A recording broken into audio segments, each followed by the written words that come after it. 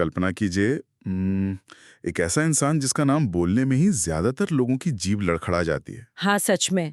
और मतलब उसकी अंग्रेजी में एक बहुत ही भारी ऑस्ट्रियन एक्सेंट है और शरीर इतना विशाल है कि उस दौर के हॉलीवुड के मानकों के हिसाब से उसे स्क्रीन पर फिट करना ही मुश्किल लगता है। बिल्कुल, कोई भी कास्टिंग डायरेक्टर उसे हीरो नहीं बनाना चाहेगा, है ना? अरे बिल्कुल नहीं, मतलब ये एक ऐसी प्रोफाइल है जिसे देखकर कोई भी कह दे कि भाई ये इंसान तो कभी सिल्वर स्क्रीन का लीड एक्टर बन ही नहीं सकता। असंभव लगता है सुनने में। हाँ, फिर भी वो इंसान दुनिया का सबसे बड़ा एक्शन स्टार बन जाता है। और पता है, अक्सर जब हम इस तरह की अत्यधिक सफल कहानियों को देखते हैं तो मानवीय स्वभाव के अनुसार हम उस सफलता को एक लॉटरी टिकट की तरह मान लेते हैं। सही कहा। हम खुद को समझाते हैं कि ये व्यक्ति बस सही जगह पर था, सही समय पर था और अचानक से किस्मत का कोई जादू हो गया। बिल्कुल। ये सोचना ना बहुत ही आरामदायक होता है।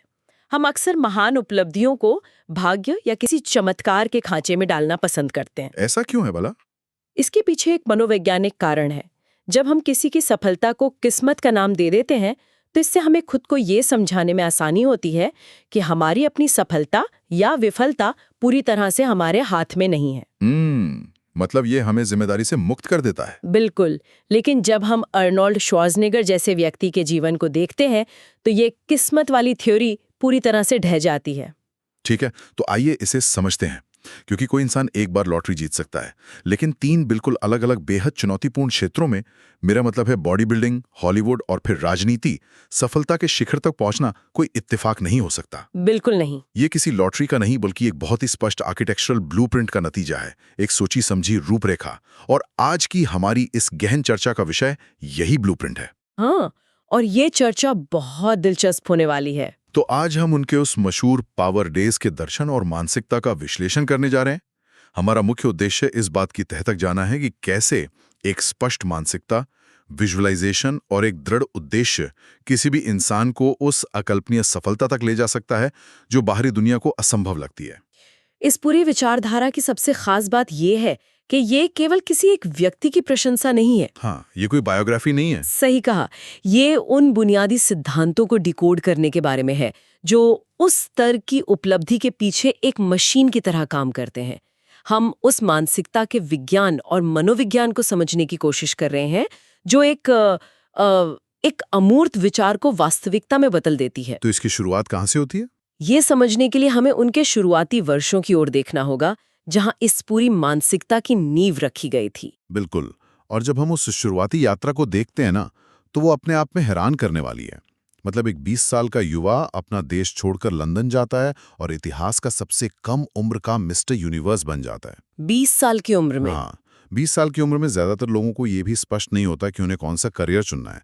लेकिन उनके अनुसार ये उपलब्धि कोई रातों रात हुआ चमत्कार नहीं थी। उन्होंने अपने उस विजन में एक बात कही थी जो सीधे दिमाग पर असर करती है। वो क्या थी? उनका कहना था कि यह सब केवल इसलिए संभव हुआ क्योंकि उनके पास एक बेहद स्पष्ट लक्ष्य था।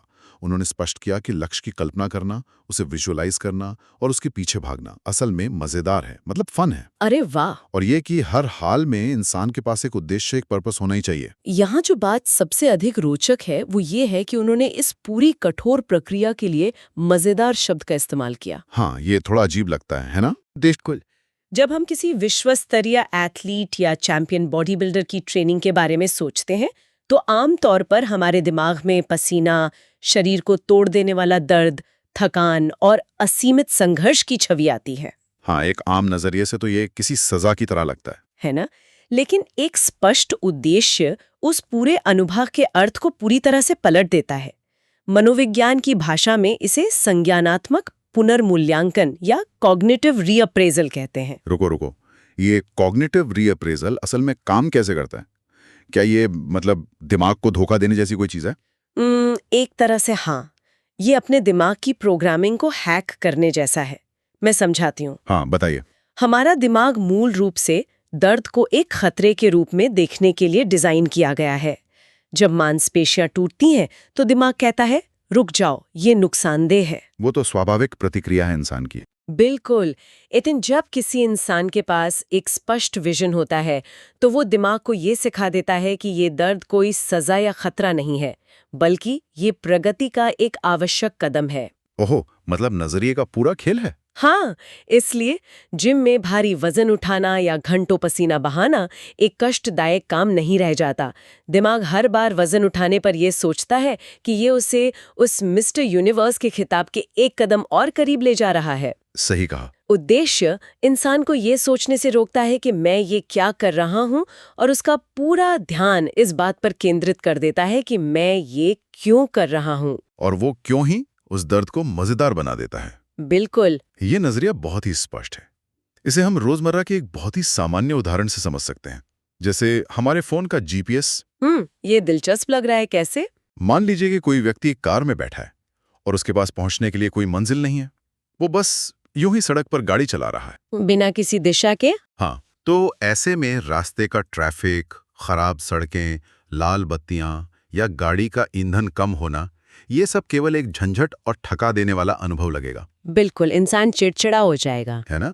उस व्यक्ति को लगेगा कि वो बिना किसी वजह के परेशान हो रहा है और वो जल्द ही थक कर गाड़ी किनारे लगा देगा। सही बात है, क्योंकि वो व्यक्ति बिना किसी दिशा के केवल अपनी ऊर्जा बर्बाद कर रहा है। दिमाग अनिश्चितता को बिल्कुल पसंद नहीं करता। अब इसी परिदृश्य को थोड़ा बदलते हैं। मान लीजिए कि उसी जीपीएस में उस व्यक्ति ने अपनी किसी ऐसी पसंदीदा जगह की लोकेशन डाल दी है जहां पहुंचने का उसने हमेशा से सपना देखा था। अच्छा। अब अचानक से वही ट्रैफिक, वही खराब रास्ते और वही लाल बत्तियां, कोई झंझट नहीं लगती। वे एक रोमांचक सफर, मतलब एक एडवेंचर का हिस्सा बन जाती हैं। क्योंकि मंजिल साफ है। बिल्कुल, क्योंकि अब उस व्यक्ति को पता है कि हर एक किलोमीटर, हर एक पार किया गया ट्रैफिक सिग्नल उसे उसकी मंजिल के करीब ले जा रहा है। वो जीपीएस डेस्टिनेशन ही वो उद्देश्य है जो रास्ते की हर कठिनाई को मजेदार बना देता है। ये जीपीएस की तुलना बहुत ही सटीक है, क्योंकि ये सीधे तौर पर इंसान के नर्वस सिस्टम के काम करने के तरीके को समझाती है। अच्छा, नर्वस सिस्टम के स्तर पर? हाँ, जब उद्देश्य स्पष्ट होता है तो अनिश्चितता का डर खत्म हो जाता है। जब किसी को ये पता ही नहीं होता कि उसकी कड़ी मेहनत उसे कहाँ ले जाएगी, तो तनाव का स्तर बढ़ जाता है और तब हार मान लेना बहुत आसान हो जाता है। बिल्कुल। लेकिन जब वो जीपीएस डेस्टिनेशन लॉक हो जाता है, यानी जब कोई पूरी तरह से विजुलाइज कर लेता है कि उसे अंतिम रूप में क्या चाहिए, तो दिमाग शांत हो जाता है। मतलब सारा भटकाव खत्म। वो भविष्य के डर से मुक्त हो जाता है और केवल उस रास्ते को तय करने की रणनीति बनाने पर अपना पूरा ध्यान लगा देता है। यही वो मानसिक ढांचा है जिसके कारण वो 20 साल का युवा इतनी बड़ी उपलब्धि हासिल कर सका। उसके दिमाग में कोई शायद या अगर नहीं था, केवल एक बहुत ही स्पष्ट तस्वीर थी। लेकिन पता है, अगर कहानी केवल एक खेल में महारत हासिल करने तक सीमित होती तो शायद हम इसे एक एथलीट की महानता मानकर यहीं रुक जाते। हाँ, दुनिया में बहुत से महान एथलीट हैं। बिल्कुल। असली सवाल तो तब उठता है जब हम देखते हैं कि ये मानसिकता केवल जिम की चारदीवारी तक सीमित नहीं रही। सही कहा। वो इंसान जो भारी वजन उठा रहा था, उसने एक पूरी तरह से अलग दुनिया हॉलीवुड में कदम रखा। कोनन और टर्मिनेटर जैसे किरदार निभाए और सिनेमा की दुनिया पर छा गया। और सफर वही नहीं रुका। हाँ, फिर वो एक सफल बिजनेसमैन बना, पर्यावरणविद के रूप में काम किया, परोपकारी बना, बेस्ट सेलिंग किताबें लिखी, और फिर एक ऐसा कदम उठाया जिसकी किसी ने कल्पना भी नहीं की थी। राजनीति में आना। बिल्कुल। राजनीति में आकर कैलिफोर्निया का 38वां गवर्नर बनना, मतलब ये कोई छोटा मोटा पद नहीं है। कैलिफोर्निया दुनिया की सबसे बड़ी अर्थव्यवस्थाओं में से एक है। वो एक देश के बराबर है। हाँ, तो एक तरफ जिम में बाइसेप्स बनाना, बिल्कुल, और दूसरी तरफ एक विशाल राज्य की जटिल अर्थव्यवस्था को संभालना, ये पूरी तरह से अलग अलग ब्रह्मांड है। जमीन आसमान का फर्क है। तो इससे एक बहुत बड़ा सवाल खड़ा होता है कि क्या वास्तव में एक ही मानसिकता इतने अलग अलग क्षेत्रों में काम कर सकती है? मुझे तो ये किसी मास्टर की तरह लगता है। मास्टर की? हाँ, एक ऐसी मास्टर की जो चाहे हॉलीवुड के किसी बड़े स्टूडियो का दरवाजा हो या राजनीति के नीति निर्माण का, हर ताले को खोल देती है। बाहरी रूप से देखने पर एक बॉडी बिल्डर, एक एक्टर और एक राजनेता के कौशल पूरी तरह से अलग लगते हैं। बिल्कुल अलग। कोई भी सोच सकता है कि इन तीनों में कुछ भी कॉमन नहीं है, लेकिन जब हम गहराई में जाते हैं तो पता चलता है कि वो मास्टर की वास्तव में एक बहुत ही स्पष्ट विश्लेषणात्मक प्रक्रिया है। वो कैसे? इस मास्टर की के जो दांत है ना, वे हर ताले के लिए एक जैसे हैं, और वे दांत हैं एक जटिल और विशाल लक्ष्य को छोटे छोटे विजुअलाइज करने योग्य हिस्सों में तोड़ना। मैं इस छोटे हिस्सों में तोड़ने वाली बात पर थोड़ा और स्पष्टीकरण चाहता हूँ। हाँ, पूछिए। क्योंकि देखिए, वजन उठाने के लिए शरीर के अंगों को समझना एक बात है, लेकिन एक राज्य की नीतियां बनाना एक पूरी तरह से अलग बौद्धिक कार्य है। ये मास्टर की दोनों जगह कैसे फिट हो सकती है? मैं समझाती हूँ। इसे इस तरह समझते हैं, जब एक चैंपियन बॉडी बिल्डर ये तय करता है कि उसे दुनिया का सर्वश्रेष्ठ शरीर बनाना है, तो वो ये नहीं सोचता कि ये रातों रात हो जाएगा। हाँ, वो तो नामुमकिन है। वो उस विशाल लक्ष्य को रेप्स यानी रेपिटेशंस और सेट्स में तोड़ देता है। उसे पता होता है कि आज कौन सा वर्कआउट करना है, कितनी कैलोरी लेनी है। वो बड़ी तस्वीर को छोटी आदतों में बदल देता है। बिल्कुल। जब उन्होंने अभिनय में कदम रखा तो ठीक इसी ढांचे का उपयोग किया।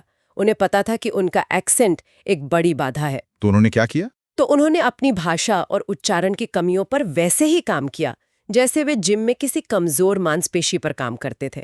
उन्होंने घंटों तक उच्चारण सुधारने के रेप्स किए। अरे वाह, मतलब एक्सेंट की भी जिम ट्रेनिंग की तरह प्रैक्टिस की। हाँ, बार बार अभ्यास किया। और जब राजनीति का समय आया तो उन्होंने एक राज्य को चलाने की जटिलताओं को भी उसी विश्लेषणात्मक नजरिए से देखा। तो इसका मतलब है कि उन्होंने राजनीति को भी एक ट्रेनिंग ग्राउंड की तरह ही देखा? बिल्कुल। उन्होंने विशेषज्ञों, सलाहकारों और नीति निर्माताओं के साथ बैठकें की, एक स्पष्ट दृष्टिकोण बनाया कि कैलिफोर्निया को कैसा होना चाहिए। उसे जनता के सामने रखा और फिर उस लक्ष्य को हासिल करने के लिए दिन रात एक कर दिया। मास्टर की असली ताकत ये विश्वास है कि अगर कोई भी सिस्टम समझ में नहीं आ रहा है तो उससे घबराने की जरूरत नहीं है। उसे बस छोटे हिस्सों में तोड़ना है। हाँ, उस क्षेत्र के जानकारों से उसकी प्रक्रिया को सीखना है और तब तक उस पर प्रयास करना है जब तक कि उस पर महारत हासिल ना हो जाए। ये एक ट्रांसफरेबल स्किल है जो कहीं भी लागू हो सकती है। बिल्कुल।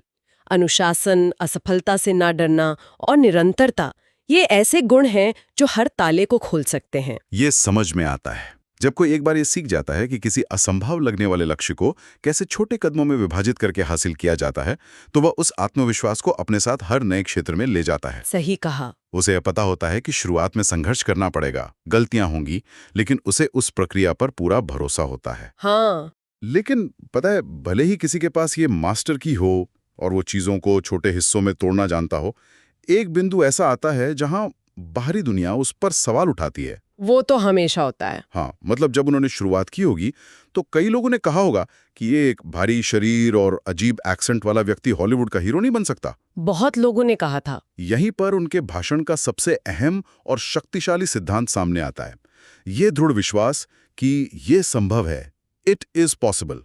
उनके पूरे दर्शन में ये विचार एक धुरी की तरह काम करता है। हाँ, ये उनका कोर बिलीफ है। जब हर कोई कह रहा हो कि ये नहीं हो सकता, तब ये सोच ही इंसान को आगे बढ़ाती है।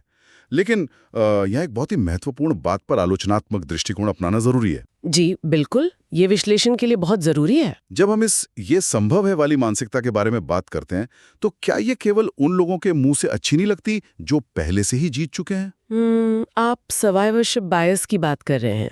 बिल्कुल, विजेता का पूर्वाग्रह। अगर कोई रेस जीत जाता है तो उसके लिए यह कहना बहुत आसान हो जाता है कि देखा, बस खुद पर विश्वास रखो, सब संभव है। हाँ, ये एक आम धारणा है। लेकिन दुनिया में लाखों लोग ऐसे हैं जो पूरी मेहनत करते हैं, पूरा विजुअलाइजेशन करते हैं, लेकिन फिर भी असफल हो जाते हैं। दुनिया में बहुत सी वास्तविक और कठोर सीमाएं हैं। बिल्कुल, जैसे आर्थिक स्थितियां, बीमारियां। हाँ, या अवसरों की पूर्ण कमी। तो क्या सिर्फ ये सोच लेना कि ये संभव है इन सभी ठोस दीवारों को तोड़ सकता है? मेरा सवाल है कि क्या ये सोच व्यवहारिक है या ये केवल सफल लोगों द्वारा अपनी कहानी को महान बनाने का एक तरीका है? ये एक बेहद गहरा और आवश्यक प्रश्न है। इस पर बात किए बिना सफलता के मनोविज्ञान की कोई भी चर्चा अधूरी है। यदि हम इसे बड़े परिप्रेक्ष्य से जोड़ें तो हमें ये स्पष्ट रूप से समझना होगा कि यह संभव है कि मानसिकता सफलता की कोई गारंटी नहीं है। गारंटी नहीं है? नहीं, ये कोई जादू की छड़ी नहीं है जिसे घुमाने से सारे संघर्ष खत्म हो जाते हैं या हर कोई अपने क्षेत्र का नंबर 1 इंसान बन जाता है। ये तो सच है। इस दुनिया की कठोर वास्तविकताओं जैसे गरीबी, बीमारी या सिस्टमिक बैरियर्स को नकारा नहीं जा सकता। जो लोग असफल होते हैं उनकी कहानियों को नजरअंदाज नहीं किया जा सकता, क्योंकि वे समाज की वास्तविक तस्वीर पेश करती हैं। बिल्कुल सही। तो फिर अगर ये सफलता की गारंटी नहीं है, तो फिर इस सोच का वास्तविक मूल्य क्या है? मतलब ये केवल खुद को झूठी तसल्ली देना तो नहीं हो सकता?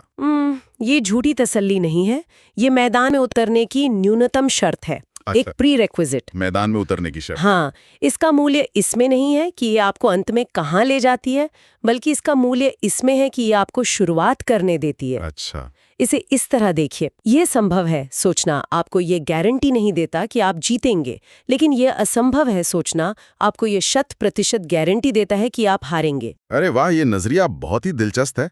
मतलब ये संभव है कि सोच जीत का सर्टिफिकेट नहीं है, बल्कि ये उस स्टेडियम में एंट्री का टिकट है जहां खेल खेला जाना है। बिल्कुल, इसके बिना इंसान उस रेस में ही नहीं है। एकदम सही। अगर कोई पहले से ही ये मान ले कि ये असंभव है, तो उसका दिमाग उस दिशा में कोई भी प्रयास करना ही बंद कर देता है। वो कोशिश ही नहीं करेगा। हाँ, इंसान अपने ही खिलाफ काम करने लगता है, जिसे हम सेल्फ सैबोटाज कहते हैं। जब वो 20 साल का युवा विजुअलाइज कर रहा था, या जब वो एक ऐसे राजनीतिक परिदृश्य में उतर रहा था जहां उसका कोई बैकग्राउंड नहीं था, तो ये केवल अंधा आशावाद नहीं था। तो ये क्या था? ये उन स्थापित सीमाओं को चुनौती देने का साहस था। ये संभव है कि सोच इंसान को उस अंधेरे कमरे में कदम रखने की हिम्मत देती है जहां शायद कोई रोशनी हो सकती है। संभावनाओं के दरवाजे खोलती है। हाँ, ये मानसिकता इंसान को ये विश्वास दिलाती है कि अगर कोशिश की जाए, अगर एक ठोस योजना बनाई जाए, तो सफल होने की संभावना 0 से कुछ अधिक हो जाती है। और अक्सर दुनिया के सबसे बड़े बदलाव उसी छोटी सी संभावना के बीच से पैदा होते हैं। और यहीं पर वो विजुअलाइजेशन वापस खेल में आता है ना, क्योंकि जब मंजिल स्पष्ट होती है तो इंसान उन बाधाओं को पार करने का तरीका ढूंढ ही लेता है। हाँ, और विजुअलाइजेशन के बारे में एक और बात समझना बहुत जरूरी है। वो क्या? यह केवल दिन में आराम से बैठकर सपने देखना नहीं है। ख्याली पुलाव पकाना नहीं है। बिल्कुल नहीं। यह एक कठोर मेंटल रिहर्सल है। जब इंसान बार बार किसी लक्ष्य को अपने दिमाग में पूरी स्पष्टता के साथ देखता है, तो उसका सबकॉन्शियस माइंड, अवचेतन मन, उस लक्ष्य को उसकी नई वास्तविकता मानने लगता है। अच्छा, दिमाग उसे सच मान लेता है? हाँ, और फिर जब बाहरी दुनिया उस मानसिक वास्तविकता से मेल नहीं खाती, तो दिमाग उस अंतर को, उस डिसोनेंस को पाटने के लिए सक्रिय रूप से काम करने लगता है। अरे ये तो बहुत ही पावरफुल कॉन्सेप्ट है। बिल्कुल, यही वो मानसिक दबाव है जो इंसान को दिन रात मेहनत करने पर मजबूर करता है। और यही वो चीज थी जिसने एक साधारण पृष्ठभूमि वाले व्यक्ति को दुनिया के सबसे प्रभावशाली लोगों में से एक बना दिया। सच में ये पूरी चर्चा उन धारणाओं को तोड़ती है जो हम सफलता के बारे में पालकर रखते हैं। हाँ, ये बहुत जरूरी है। अगर हम आज के इस पूरे विश्लेषण को एक साथ समेटें, तो हमने कुछ बहुत ही बुनियादी लेकिन जीवन की दिशा बदल देने वाले सिद्धांतों पर बात की है। सही कहा। हमने देखा कि कैसे केवल 20 साल की उम्र में शुरू हुआ एक स्पष्ट विजन, मतलब वो क्षमता कि जो अभी अस्तित्व में नहीं है, उसे अपने दिमाग की आंखों से पूरी स्पष्टता के साथ देखना, किसी भी महान उपलब्धि की सबसे पहली सीढ़ी है।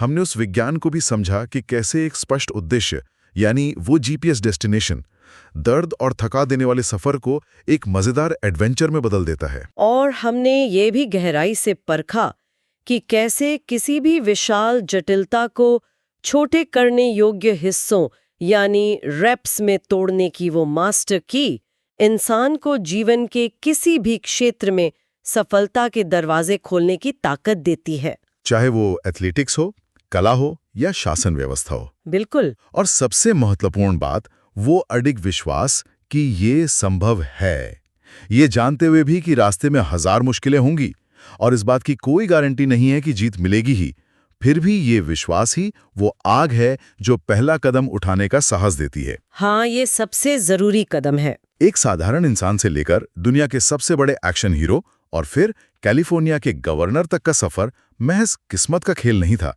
ये इन सभी मानसिक सिद्धांतों के लगातार अनुशासित और बिना थके किए गए प्रयोग का परिणाम था। ये वास्तव में मानव क्षमता का एक असाधारण उदाहरण है। ये साबित करता है कि अगर मानसिक रूपरेखा सही हो, तो मानवीय सीमाओं को कहां तक धकेला जा सकता है। बिल्कुल। और ये चर्चा निश्चित रूप से सोचने पर मजबूर करती है। यदि महज स्पष्ट विजुअलाइजेशन और एक दृढ़ उद्देश्य किसी व्यक्ति को खेल, कला और राजनीति तीनों के बिल्कुल अलग और चुनौतीपूर्ण शिखरों तक ले जा सकता है, तो यह सवाल उठता है कि दुनिया में ऐसे कितने महान विचार और असीम संभावनाएं हैं जो केवल इसलिए दम तोड़ देती हैं क्योंकि उन्हें खुली आंखों से देखने की हिम्मत ही नहीं की गई। बहुत ही गहरा सवाल है। इंसान अक्सर अपनी क्षमताओं का केवल एक छोटा सा हिस्सा ही क्यों जी पाता है? क्या ऐसा इसलिए है क्योंकि वो उस मास्टर की को तराशने के अनुशासन से बचता है? शायद हाँ। शुरुआत में यह स्थापित किया गया था कि महान सफलता कोई लॉटरी टिकट नहीं है, बल्कि एक ब्लूप्रिंट है। दुनिया की कोई भी भव्य इमारत तब तक जमीन पर नहीं उतरती जब तक कि वो किसी आर्किटेक्ट के दिमाग में स्पष्ट रूप से विजुअलाइज ना हो चुकी हो। बिल्कुल सही कहा आपने। सफलता उन्हीं को मिलती है जो अपने विजन को स्पष्ट रखते हैं और उस सफर के हर संघर्ष को अपने उद्देश्य के साथ जोड़कर आनंद लेना जानते हैं। उद्देश्य ही सब कुछ है। तो आज की इस गहन चर्चा में शामिल होने के लिए धन्यवाद। याद रखिए, उद्देश्य स्पष्ट रहे तो रास्ते खुद ब खुद बनते चले जाते हैं।